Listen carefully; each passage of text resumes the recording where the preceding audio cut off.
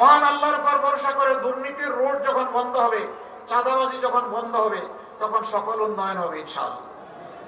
5 বছরে এই দেশের চেহারা ইনশাআল্লাহ পাল্টে যাবে।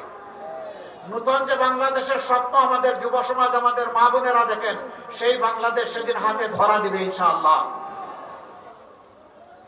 সম্মানিত ভাইরা, প্রবাসীদের আরো দুঃখ আছে।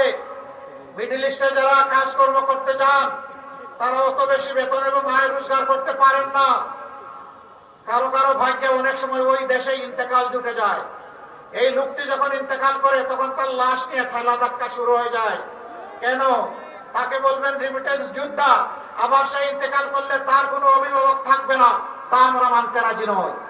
ইনশাআল্লাহ রাষ্ট্রীয় খরচে বিদেশে যারা ইন্তেকাল করবেন, যাদের সেই সামর্থ্য নাই, অতি সম্মানের সাথে তাদের লাশ আমরা কাঁধে করে দেশে বহন করে নিয়ে আসবো ইনশাআল্লাহ।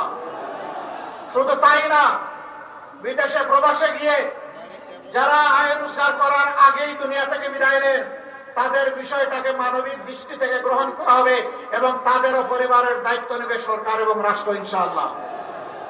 প্রিয় ভাইয়েরা, আমাদের ভাইয়েরা প্রণোদনার চাইতে ওই জায়গাগুলো আগে চায়, জানতে চায়। এবার আপনারা জানেন, এই জীবনের প্রথমবারের মতো প্রবাসী ভাই বোনেরা ভোট দেওয়ার সুযোগ পেয়েছেন। আপনাদের দোয়ায়, আল্লাহর মেহেরবানিতে এই আওয়াজ আমরাই দিয়েছিলাম। অনেকে তার বিরোধিতা করেছিলেন, অনেকে বলেছেন প্রবাসীদের আবার ভোটের দরকার কি, ওরা বিদেশে যাবে, রুজি করবে, পরিবারকে টাকা পাঠাবে, দেশকে রিমিটেন্স দিবে, এর বাইরে তাদের আর কি আছে? লজ্জা! আমাদের ভাই বোনদেরকে অপমান করা হয়েছে। আমরা বলেছিলাম ভোট যার যার পছন্দ মতো দেবে, কিন্তু আমরা প্রতিটি প্রবাসীর ভোটের নিশ্চয়তা চাই।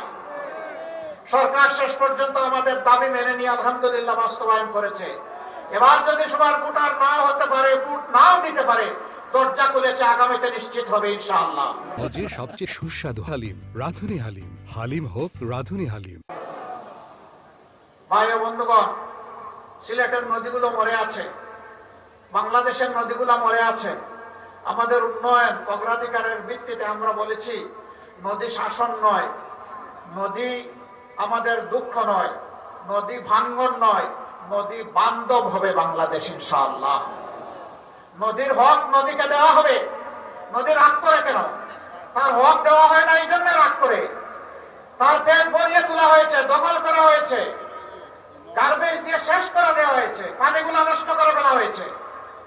আমরা ইনশাআল্লাহ নদীগুলাতে, যেভাবে বন্ধু দেশগুলাতে নদীগুলা জীবন পেয়েছে, সেই বাংলাদেশের নদীগুলাকে সেইভাবে জীবন দেওয়া হবে ইনশাআল্লাহ।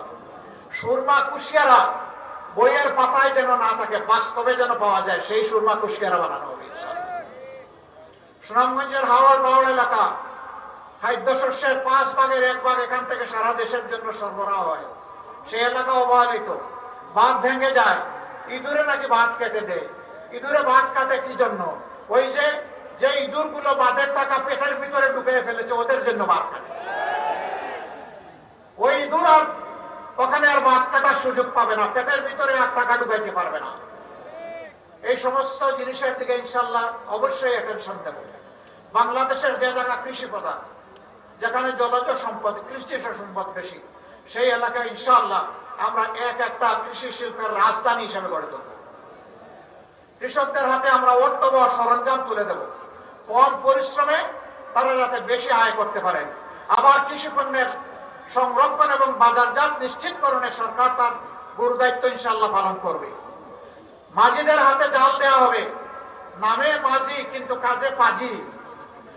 মাঝিদের, জেলেদের নামে বিলগুলা কারা নেয় আমরা সব জানি। আগামীতে এই সমস্ত দুর্নীতির রুট এবং মূল আমরা কেটে দেবো ইনশাআল্লাহ।